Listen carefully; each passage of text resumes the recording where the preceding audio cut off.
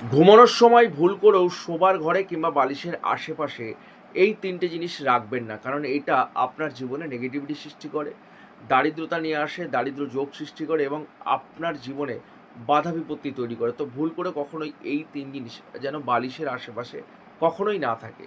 কোন ৩ জিনিস? নাম্বার ১, শোবার সময় বা বালিশের আশেপাশে কখনোই ভুল করে কিন্তু তেল জাতীয় বা তেল কখনোই যেন না থাকে। এটা আপনাকে সংঘর্ষের মধ্যে ফেলে দেয়, বাধা বিপত্তির সৃষ্টি করে সারাটা জীবন।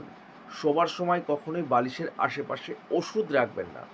এটা ওষুধ কখনোই কিন্তু পিছু ছাড়ে না।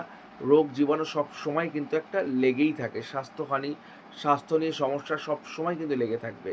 শোবার সময় কখনোই ভুল করেও শোবার ঘরে কিংবা বালিশের আশেপাশে জুতো রাখবেন না।